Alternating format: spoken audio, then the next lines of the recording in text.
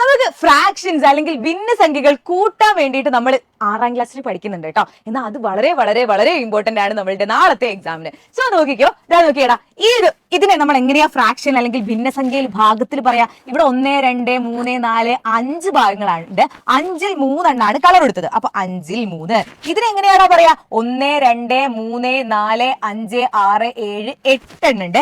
8ൽ എത്ര എണ്ണാണ് കളർ കൊടുത്തത്? 3 എണ്ണാണ് കളർ കൊടുത്തത്. അപ്പൊ ഇതെന്താണ്? നമ്മളുടെ 5ൽ 3 ആണ്. ഇത് എത്രയാണ്? 8ൽ 3 ആണ്. അങ്ങനെയെങ്കിൽ ഇതിനെ എങ്ങനെയാണ് കൂട്ടിയെഴുതുക? കൂട്ടിയെഴുതുന്ന സമയത്ത് എപ്പോഴും മക്കൾ ആലോചിക്കേണ്ട കാര്യം, നമ്മളുടെ ഈ ഒരു ഡിനോമിനേറ്റർ ഇല്ലേ അല്ലെങ്കിൽ ഛേദങ്ങളില്ലേ, അത് തുല്യമായിരിക്കണം. തുല്യമാക്കാൻ എന്താ ചെയ്യേണ്ടത്? ഈ നമ്പറിലെ ഇപ്പുറത്തെ നമ്പറിനോട് ഇവന്മാർ രണ്ടാളെയും ഗുണിക്കുക. × 5 ചെയ്തേ. അതുപോലെ തന്നെ ഈ ഒരു നമ്പറിലെ അപ്പുറത്തെ ഇവന്റെ നമ്പർ, ഈ നമ്പർ കൊണ്ട് ഇവനെയും തമ്മിൽ ഗുണിക്കുക. അതായത് 3 × 8 എത്രയാണ്? 1 8 2 8 16 3 8 24. 24/5 × 8 40 പ്ലസ് 15/40. സിമ്പിൾ. അങ്ങനെയെങ്കിൽ ഇതിലെ ഈ കോളത്തിൽ എന്താ എഴുതണ്ടേ? 24/40 പ്ലസ് 15/40.